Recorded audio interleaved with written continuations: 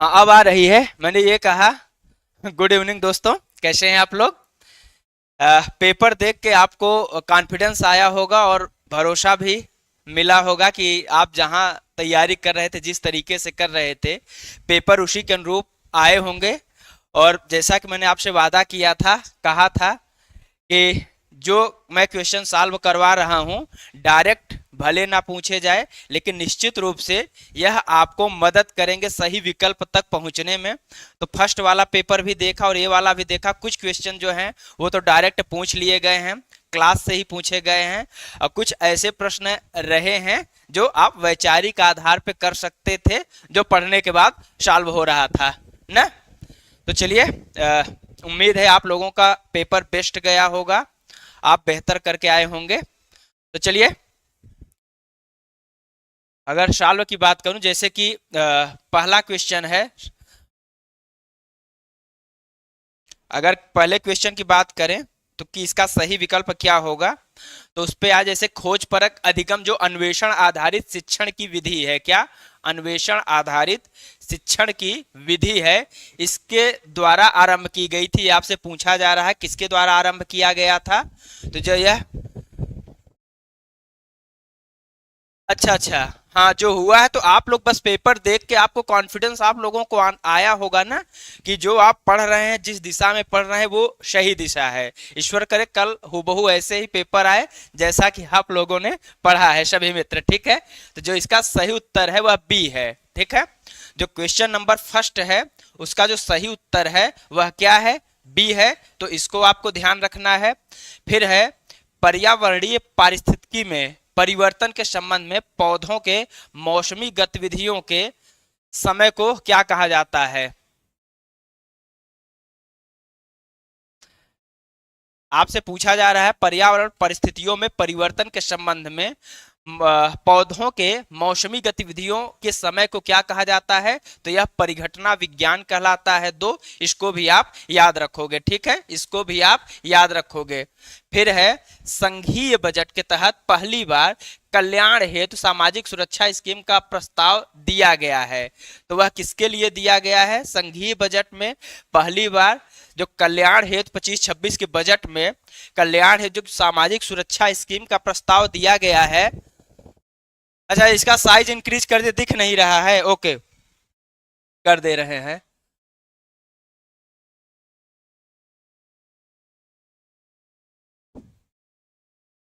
PDF यार ऐसे direct मिल गया है।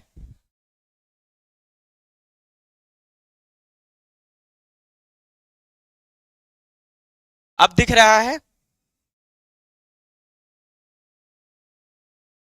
अब दिख रहा है ना? चलिए, अब दिख रहा है। अभी भी नहीं दिख रहा है। थोड़ा मैं पढ़ पढ़ के बोल रहा हूं, थोड़ा आप लोग ध्यान से सुनिएगा, चीजें समझ में आ जाएंगी, ठीक है। जहां इशू हो रहा है, क्योंकि उतना बेहतर पेपर नहीं प्राप्त हो पाया है, फिर इसको टाइप करवा के कल आप लोगों को, जो मित्र हैं, उनको उसमें टेलीग्राम में और जो पेड ग्रुप है वहां पे उपलब्ध करवा दिया जाएगा। बाकी जो भी मित्र हैं उनसे भी यही आग्रह करूंगा। तो जो क्वेश्चन नंबर 4 है, तो क्वेश्चन नंबर 4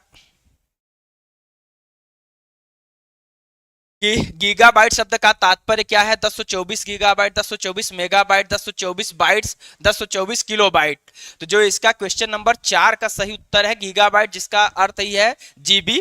और आप लोगों से पढ़ाते समय मैंने कहा भी था कि जब आप लोग करेंगे तो जो मेमोरी है, इनके जो हायरार्की है, इसको पूरा देख के जाएंगे, फुल फॉर्म देख के जाएंगे। तो ऐसा एक प्रश्न ये आया भी है, तो काफी सरल प्रश्न था।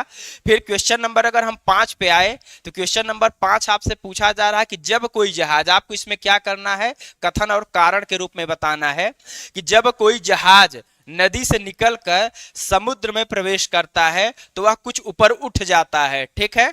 और इसी के आधार पे आपको बताना है कि कारण क्या जो दिया जा रहा है, कि समुद्र के जल का घनत्व नदी के जल के घनत्व से अधिक होता है, इस वजह से ऐसा है।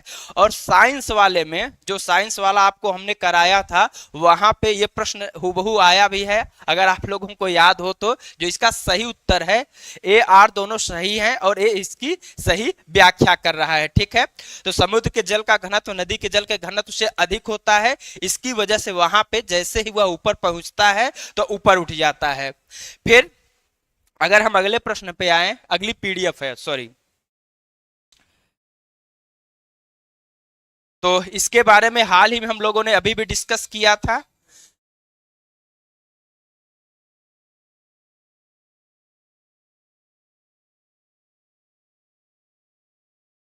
उम्मीद है दिख रहा होगा, बाकी मैं बोल दूंगा, तो आप ध्यान से सुनेंगे तो क्वेश्चन सॉल्व हो जाएगा।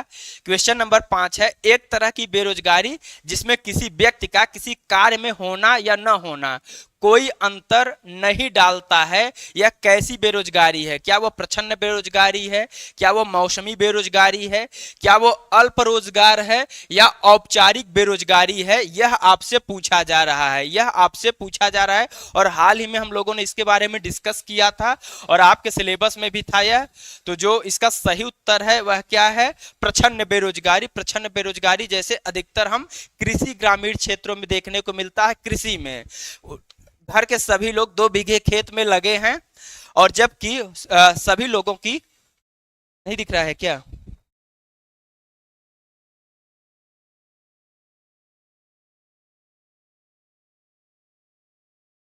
ठीक है,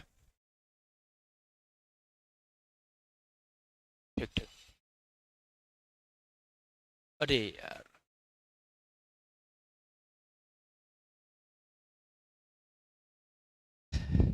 चलिए, उम्मीद है मुझे दिख रहा होगा आप। तो इसका प्रच्छन्न बेरोजगारी है। प्रच्छन्न बेरोजगारी में क्या होता है, मैंने बताया था आपको कि जैसे 2 बीघे खेत है, परिवार में 10 लोग हैं, आवश्यकता सिर्फ 2 लोगों की है और लगे कुल 10 लोग हैं, जबकि अगर उनको निकाल दिया जाए तो उत्पादकता पे कोई प्रभाव पड़ने वाला नहीं है। ठीक है, तो यह प्रच्छन्न बेरोजगारी का एग्जाम्पल है और हाल ही में हम लोगों ने इसके बारे में भी डिस्कस किया था। फिर है, आंकड़ों की गणना हेतु निम्न में से कौन सा साधन प्रयुक्त होता है? ठीक है, जब हमें किसी आंकड़े की गणना करना होता है, क्या वह एमएस पावर पॉइंट है, क्या वह गूगल डॉक्यूमेंट है, या एमएस एक्सेस है, या एमएस एक्सेल है? तो जो इसका सही उत्तर है वह क्या है? उसका जो सही उत्तर है वह क्या है? तो एमएस एक्सेस है। इसके माध्यम से हम क्या करते हैं, माइक्रोसॉफ्ट ऑफिस के माध्यम से, इसके माध्यम से हम आंकड़ों का गणना करते हैं। ठीक है, तो इसका जो क्वेश्चन नंबर 7 है, इसका जो सही उत्तर है वह सी है। फिर है, राज्यों में द्वैध शासन किस वर्ष लागू किया गया था? अगर इसकी बात किया जाए तो इसके बारे में भी हम लोगों ने डिस्कस किया था।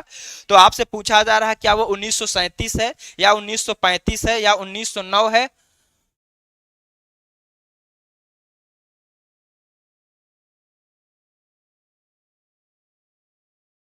और या तो इसमें जो है 1919 है। ठीक है, राज्यों में द्वैध शासन किस वर्ष लागू किया गया था?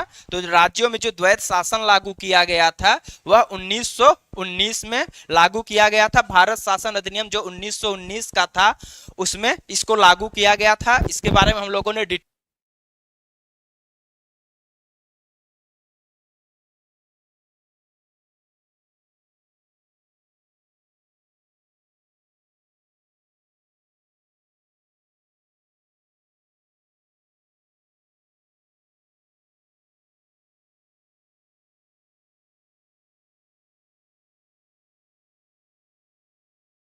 ठीक है, आवाज आ रही है ना? आवाज आ रही है? Prince Dwivedi ji, hello, good morning भाई।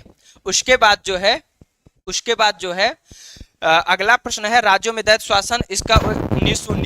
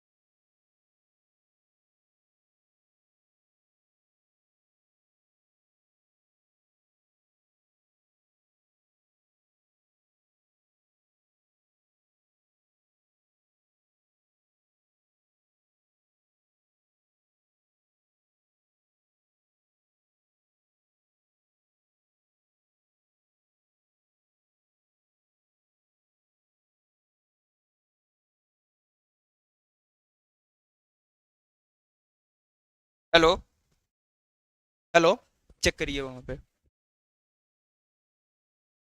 हेलो, ठीक है। हाँ, थोड़ा यार वॉइस की प्रॉब्लम है, जब पढ़ाता हूँ अक्सर तो मेरे साथ ये होता है कि हाथ लग जाता है माइक पे, जहाँ उसका पॉइंट होता है, तो वो आवाज चली जाती है। मैं आपको बता दूं, मैं इस संस्थान में जीएस पढ़ाता हूं, जितने भी आपके टीचिंग एग्जाम हैं और वहां पे जो जीएस आता है, तो आप चाहे जिस एग्जाम की तैयारी कर रहे हैं, इससे इसके लिए आप हमसे जो टीचर्स एकेडमी प्लेटफॉर्म है इससे जुड़ सकते हैं। और जो हमारे क्लास की टाइमिंग होती है वह प्रत्येक दिन 10:35 होती है, ठीक है। 10:35 पे हम प्रत्येक दिन लाइव आते हैं, वहां से जुड़ के शानदार सेशन का आप लाभ ले सकते हैं। चलिए, अब है अगला प्रश्न है, क्वेश्चन नंबर 12 है। तो क्वेश्चन नंबर 12 का जो सही उत्तर है, क्वेश्चन नंबर 12 का जो सही उत्तर है वह क्या है? तो अगर इसके बारे में बात करें, जो इसका सही उत्तर है तो वह 4-1-3-2 है, ठीक है। इन सब के बारे में ट्रिक से हम लोगों ने पढ़ा था, जो स्टूडेंट जुड़े थे मुझसे उनको पता होगा, ठीक है। चाहे वो पेड जुड़े रहे हो, चाहे लाइव जुड़े रहे हो यूट्यूब क्लास से, ऐसे प्रश्नों को हम खूब अच्छे से सॉल्व करवाए थे। फिर है, कोविड महामारी के दौरान आपसे पूछा जा रहा है, कोविड महामारी के दौरान सबसे बुरी तरह से प्रभावित क्षेत्रों का भारतीय अर्थव्यवस्था पे क्या प्रभाव पड़ा था? जो सबसे बुरी तरह से कोविड महामारी में प्रभावित थे वह कौन से क्षेत्र थे? तो ये 3 क्षेत्र होते हैं और इन्हीं पूछा जा रहा है कि क्या वह उद्योग, सेवा और कृषि है। तो जो इसका सही उत्तर है वह ए है, ठीक है। सबसे ज्यादा उद्योग प्रभावित हुआ था, उसके बाद सेवा क्षेत्र प्रभावित हुआ था और सबसे कम प्रभावित जो हुआ था वह कृषि प्रभावित हुआ था। तो जो इसका सही उत्तर है वह क्वेश्चन नंबर 13 का वह ए है। प्रश्न क्या है, ध्यान से सुनिए।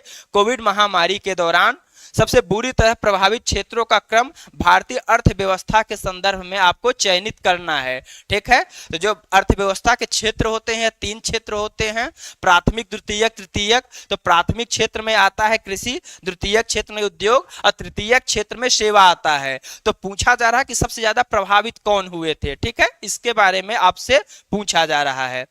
अब अगर आप आगे बढ़ें,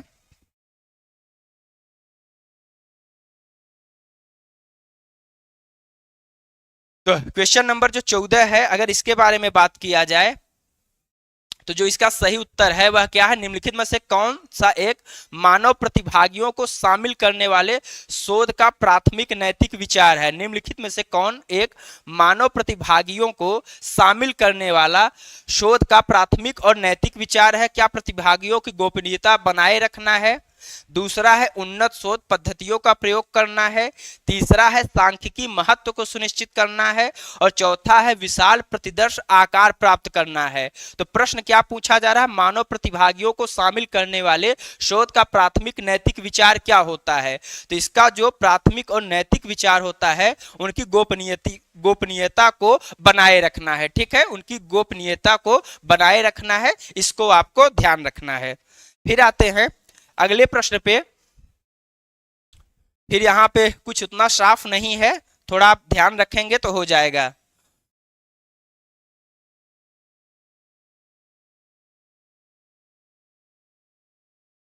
उम्मीद है आपको दिख रहा होगा, जो नहीं दिख रहा होगा मैं बोलता जाऊंगा, आप वो करते जाएंगे। प्रश्न ध्यान से सुनिए।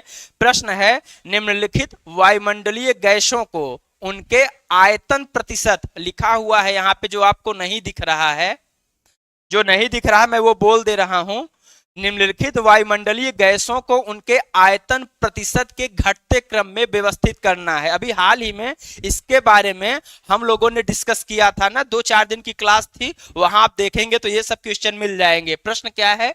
वायुमंडलीय जो गैस है उनके आयतन प्रतिशत के आधार पे आपको घटते क्रम में बताना है, इसको घटते क्रम में बताना है। अच्छा, क्वेश्चन ये एक बार सॉल्व कर ले, एक बार इसको पूरा सॉल्व कर लेते हैं, फिर जिन क्वेश्चन में आपको डाउट होगा उनके क्वेश्चन नंबर आप अभी लिख के रखिए, ठीक है। तो उनको मैं वहीं पे लिख दूंगा, बोल दूंगा और फिर उसके बारे में वो कर लेते हैं, ठीक है। आगे पीछे बार बार करेंगे तो अब वैसे भी थोड़ा डिस्टर्बेंस हो ही रहा है, मैं समझ रहा हूं, ठीक है। कभी माइक का इशू आ रहा है, कभी दिख नहीं रहा है, तो आगे करेंगे। जो अभी आपको समझ में आ रहा है उसको समझते हुए चलना है, ठीक है। तो प्रश्न है, ध्यान से सुनिए, क्वेश्चन नंबर 15 मैंने कहा, निम्नलिखित वायुमंडलीय गैसों को उनके आयतन प्रतिशत क्या आयतन प्रतिशत के घटते क्रम में व्यवस्थित करना है। और विकल्प में है कार्बन डाइऑक्साइड है, नाइट्रोजन है, ऑक्सीजन है और आर्गन है। क्या है, एक तरफ है कार्बन डाइऑक्साइड, दूसरी तरफ है नाइट्रोजन, फिर ऑक्सीजन, फिर आर्गन, और इनको आयतन प्रतिशत के आधार पे, इनको आयतन प्रतिशत के आधार पे आपको सही करना है। हाँ, क्या हुआ इसमें, क्वेश्चन नंबर 5 से वॉल्यूम नहीं आ रही है।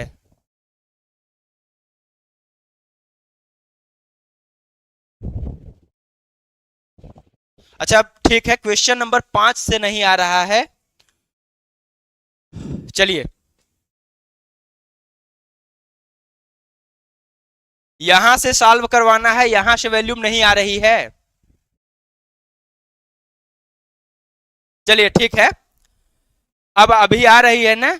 मैंने ये बताया क्वेश्चन नंबर 5 जो दिया गया है, पूछा जा रहा है कि जब कोई जहाज नदी से निकलकर समुद्र में प्रवेश करता है तो वह कुछ ऊपर उठ जाता है, और इसका कारण क्या है, तो समुद्र के जल का घनत्व नदी के जल के घनत्व से अधिक होता है। ठीक है, तो कथन और कारण दोनों सही हैं, इसका जो सही उत्तर है वह क्या है, सी है। ठीक है, और इसको हम लोगों ने साइंस की क्लास में पढ़ा था। ठीक है, चलिए फिर आते हैं अगले प्रश्न पे, क्वेश्चन नंबर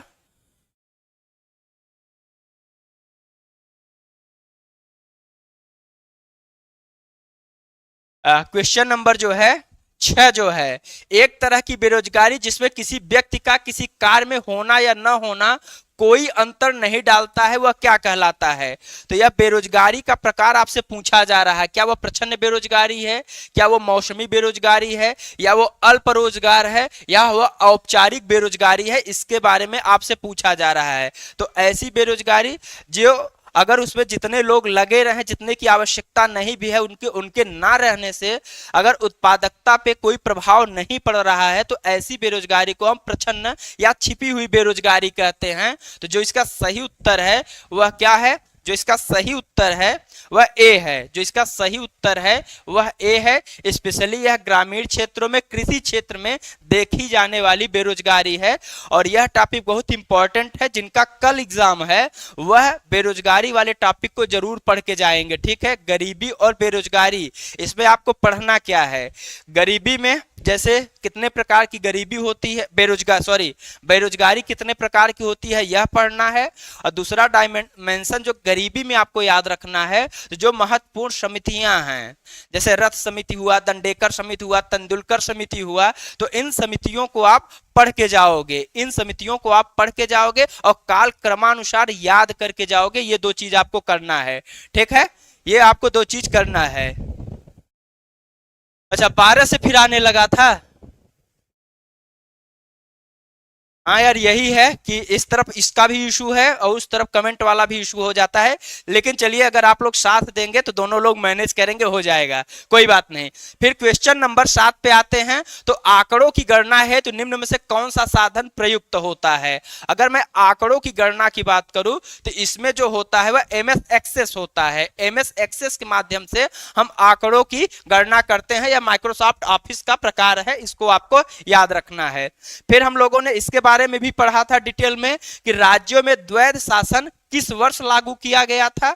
तो क्या 1937 में था, 1935 में था, 1909 में था, या 1919 में था। तो जो इसका सही उत्तर है वह 1919 है। तब क्या किया गया था, तो भारत शासन अधिनियम जो 1919 है, वहां पर राज्यों में द्वैध शासन लागू किया गया था। इसके बारे में हम लोगों ने डिटेल में पढ़ा था। फिर है निम्न में से कौन सा इनपुट डिवाइस है। यहां मैं आपको बताऊंगा कि अगर कंप्यूटर, अभी आपकी तैयारी आपको लगता है कि कहीं कमी है, नहीं हो पा रही है, नहीं समझ में आ रहा है, तो जैसे अगर कंप्यूटर के बारे में बात करूं तो मेमोरी वाला टॉपिक पढ़ के जाइएगा। इनपुट और आउटपुट डिवाइस के जो एग्जाम्पल है इनको रट डालिएगा आज। तीसरी चीज, आपको वेब ब्राउजर के कौन कौन से एग्जाम्पल हैं इनको आपको रटना है।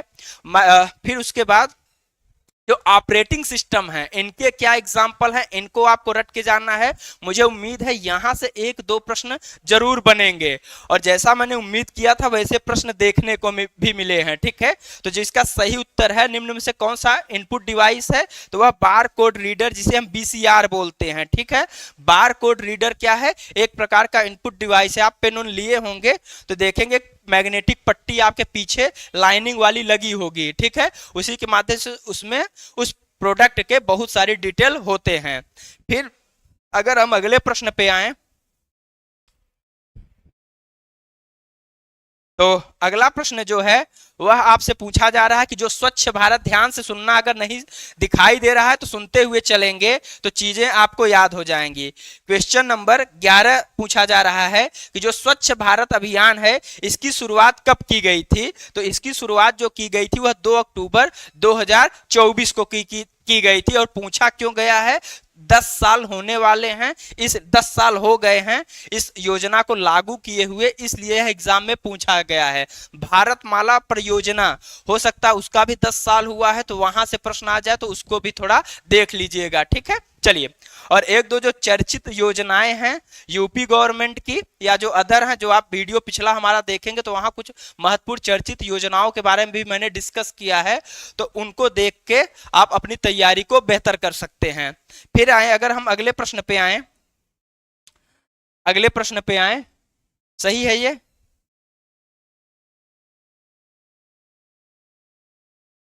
क्वेश्चन नंबर 12, तो निम्नलिखित ग्रहों को उनके कक्षीय अवधि के आधार पे घटते क्रम में व्यवस्थित करना है। ठीक है, तो यहाँ पे जो सौर मंडल है, सौर मंडल वाला भी टॉपिक आपको अच्छे से पढ़ना है। यहाँ आप तरीका क्या रखोगे, तो सौर मंडल में पार्थिव ग्रह किसे कहते हैं, जोवियन ग्रह किसे कहते हैं, घटते क्रम में, बढ़ते क्रम में, यही इतना 4 डायमेंशन से आप पढ़ेंगे आपका काम हो जाएगा। और एक चीज और वहां पे याद रखना है, किसका कौन सा उपग्रह है, किसका कौन सा उपग्रह नहीं है, इन 2 डायमेंशन का भी जरूर आप ध्यान से देख के जाना, इतने में आपका काम हो जाएगा। और ऐसा ही उम्मीद किया गया था और ये प्रश्न उसी के अनुसार आया भी है।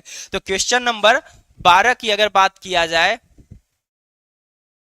क्वेश्चन नंबर 12 की अगर बात किया जाए तो जो इसका सही उत्तर है वह 4132 है। ठीक है, इसके बारे में अब हम लोगों, यहां से आवाज आ गई थी ना आपकी, यहां से आवाज आ गई थी ना, तो इनको अब ज्यादा डिटेल नहीं करना है ना, तो डी इसका सही उत्तर है, इसको आप याद रखोगे। ठीक है, और जो जो बातें यहाँ पे कही गई हैं उनको आपको ध्यान से सुनना समझना है। ठीक है, इसको आप याद रखोगे। फिर आते हैं, कोविड महामारी के दौरान सबसे बुरी तरह प्रभावित क्षेत्रों का भारतीय अर्थव्यवस्था के संदर्भ में चयन करना है, तो उद्योग क्षेत्र, सेवा क्षेत्र और कृषि, ये 3 क्षेत्र हैं जो सबसे ज्यादा प्रभावित हुए थे। इनका जो सीरीज होगा वह यह चलेगा, तो इसको भी आपको ध्यान रखना है। ठीक है, इसको भी आपको ध्यान रखना है।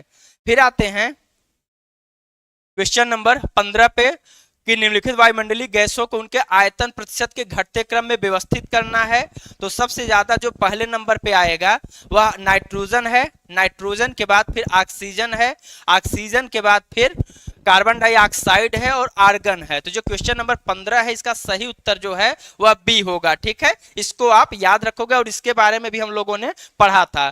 फिर है 2024 में भारतीय प्रतिभूति एवं विनिमय बोर्ड सेबी का अध्यक्ष किसे नियुक्त किया गया है, तो यहाँ पे प्रश्न याद रखना, जो आपको ध्यान रखना है, इस प्रश्न के अनुसार जो सही उत्तर है वह माधवपुरी बुच है। क्या, इस प्रश्न के अनुसार जो सही उत्तर है वह माधवपुरी बुच है, इसको याद रखना है। और इसका अभी वर्तमान पूछ लेगा सेबी के अध्यक्ष, तो वहां पे आप किसको बताएंगे, अगर वर्तमान पूछ लेगा तो आप क्या बताओगे, तो तुषारकांत पांडे को बताएंगे। किसको बताएंगे, तुषारकांत पांडे को बताएंगे, इसको याद रखना। तो 16 का डी सही होगा। फिर अगर हम अगले प्रश्न पे बढ़ें तो क्वेश्चन नंबर 17 है कि संविधान संशोधन द्वारा सहकारी समितियों को संवैधानिक दर्जा प्रदान किया गया था, तो क्वेश्चन नंबर इसका जो 17 का सही उत्तर है डी है, इसके बारे में भी हम लोगों ने डिस्कस किया था। फिर है दशमलव संख्या 10 का बाइनरी प्रतिनिधित्व क्या है, तो इसका जो बाइनरी प्रतिनिधित्व है वह 10 है, इसको आपको याद रखना है। फिर आपसे पूछा जा रहा है मेगास्थनीज किसके दरबार में राजदूत के रूप में आया था, किसके दरबार में राजदूत के रूप में आया था? तो यहाँ आप बताओगे चंद्रगुप्त मौर्य को। यहाँ आप किसको बताओगे किसके दरबार में आया था? तो यह चंद्रगुप्त मौर्य के दरबार में आया था। इसको भी आपको ध्यान रखना है, इसको भी आपको ध्यान रखना। हाँ, तुहिनकांत पांडे हैं, लेकिन ध्यान क्या रखना है, उस क्वेश्चन में वो विकल्प में नहीं है। तो फिर प्रश्न है कि उन्होंने स्थान किसका लिया? तो उन्होंने माधवपुरी बुच का स्थान लिया है। तो विकल्प के अनुसार जो है उसको आपको सही करना है, ठीक है। लेटेस्ट में तुहिनकांत पांडे हैं। चलिए, तो इसका मतलब क्या हुआ कि पेपर थोड़ा पुराना, काफी समय पहले बनाया गया है, 1 महीने पहले, ऐसा कुछ है। चलिए फिर आते हैं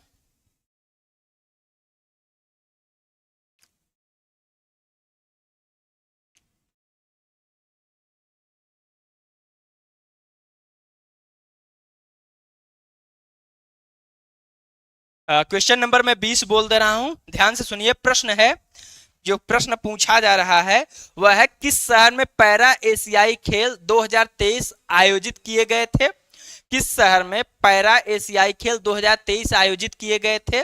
तो जो पैरा एशियाई खेल आयोजित किए गए थे विकल्प में दिया गया है। एक तरफ शंघाई है, ध्यान से सुनिए, दिख नहीं रहा लेकिन मैं बोल दे रहा हूं। प्रश्न है किस शहर में पैरा एशियाई खेल 2023 आयोजित किए गए थे? तो शंघाई है, हांगजोउ है, बीजिंग है और एक कुछ और है, वो मुझे भी नहीं समझ में आ रहा है। लेकिन जो इसका सही उत्तर है, जो इसका सही उत्तर है वह क्या है? तो जो इसका सही उत्तर है हांगजाऊ, चीन को आपको याद रखना है, ठीक है। हांगजाऊ चीन को आपको याद रखना है। और जो आपको पढ़ाया गया है जो अभी लेटेस्ट में, ठीक है, और इन सब के बारे में भी हम लोगों ने चर्चा किया था ना। तो आपको आज से ही मल्टीपल रिवीजन रात भर में जितना कर पाओ कर लेना, ठीक है। लेकिन तनाव किसी को नहीं लेना है जिनका कल पेपर है, और जिनका हो गया वह भी तनाव मुक्त रहे। जो आपके हाथ में था, जो आप बेस्ट कर सकते थे, आपने किया, अब परेशान होने की जरूरत नहीं है। फिर है निम्नलिखित में से कौन सी एक बाजार आधारित प्रणाली है जहां कंपनियां उत्सर्जन अनुमानियों का, कुल मिला के यहां पे पूछा जा रहा है कार्बन आधारित ट्रेडिंग के बारे में। किसके बारे में? कार्बन आधारित ट्रेडिंग के बारे में आपसे पूछा जा रहा है कि कौन सी एक बाजार आधारित प्रणाली है जहां कंपनियां उत्सर्जन अनुमानियों को खरीद एवं बिक्री करते हैं, तो उसको हम कार्बन ट्रेडिंग करते हैं। जो उत्सर्जन हो रहा है, जो उत्सर्जन पर्यावरण प्रदूषण में हो रहा है, जो प्रदूषणकारी चीजें हैं, उसके लिए क्या है? तो उसके लिए विकसित और विकासशील देशों के आधार पे है कि जो ज्यादा उत्सर्जन करेगा और जो कम उत्सर्जन करेगा, तो वह जो कम उत्सर्जन करेगा वह अपना कार्बन का जो उत्सर्जन है वो बेच सकता है। तो जो इसका सही उत्तर है वह कार्बन ट्रेडिंग है। जो विकसित देश हैं, जो सबसे ज्यादा प्रदूषण कर रहे हैं, उनको खरीदना पड़ेगा जो कम उत्सर्जन करते हैं उनसे, ठीक है। तो इसका जो सही उत्तर है वह क्वेश्चन 21 का ए है। फिर है निम्नलिखित को एक अनुक्रम में व्यवस्थित करिए। निम्नलिखित को एक अनुक्रम में व्यवस्थित करिए। प्रारंभिक समंक है, प्रारंभिक समंक है, आपसे पूछा जा रहा है। प्रारंभिक समंक है, समंकों का प्रसंस्करण है, यह शोध से संबंधित है। समंकों का प्रस्तुतिकरण है और समंकों का विश्लेषण है। जब ऐसे प्रश्न आए आपको नहीं समझ में आए तो याद रखना, बहुत शांत से सोचेंगे तो चीजें, इसमें जो ऐसे प्रश्न होते हैं वो डराने के लिए ज्यादा होते हैं, वो कठिन ज्यादा नहीं होते हैं, ठीक है। तो वहां आपको शांति पूर्वक सोचना है, निश्चित रूप से कुछ ना कुछ इसका क्लू आपको मिल जाएगा। तो इसमें जो सही अनुक्रम है, तो सबसे पहले आप क्या करोगे? तो सबसे पहले आप जो डेटा है, प्रारंभिक डेटा लोगे, फिर उसको प्रसंस्कृत करोगे, फिर उसका विश्लेषण करोगे और फिर उसके बाद समंकों का आप प्रस्तुतिकरण करते हो। तो जो इसका सही है वह 1 2 3 4 है, ठीक है।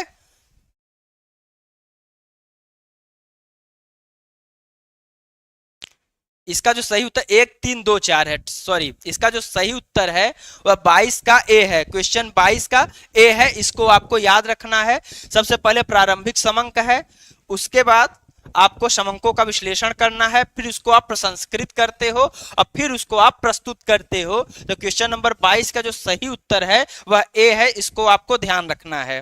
फिर आते हैं अगले प्रश्न की ओर। तमिलनाडु में एक नई राजनीतिक पार्टी गठित की गई है और उसके बारे में आपसे पूछा जा रहा है। पूछा जा रहा है कि वो पार्टी किसने बनाया है। तो पार्टी का नाम क्या है? तो जो पार्टी का नाम है यह चर्चा में रही है, तमिलाग वेट्री कजगम। क्या? तमिलागा वेट्री कजगम। यह पार्टी किसने शुरू किया है? तो शुरू करना जो पूछा जा रहा है वो इसलिए कि जो साउथ इंडिया के एक्टर होते हैं तो वो पहले खूब एक्टिंग में पैसे कमाते हैं, उसके बाद जब वो लास्ट टाइम में पहुंचते हैं तो पॉलिटिकल पार्टी का गठन कर देते हैं। तो इसमें जो नाम शामिल किया गया है वह जोसेफ विजय चंद्रशेखर का। किसका? जोसेफ विजय चंद्रशेखर के द्वारा इस पार्टी का गठन किया गया है। फिर है भारत का पहला सौर मिशन आदित्य L1। क्या? भारत का पहला सौर मिशन आदित्य L1 कब प्रक्षेपित किया गया था? तो इसके बारे में बताना है। तो सितंबर 2023 में। तो जो इसरो के आगामी मिशन है इनको आपको पढ़ के जाना है। इसरो के आगामी मिशन को आपको पढ़ के जाना है, यह बात भी आप याद रखोगे, यह बात भी आप याद रखोगे। फिर आते हैं लास्ट प्रश्न में, लास्ट स्लाइड में।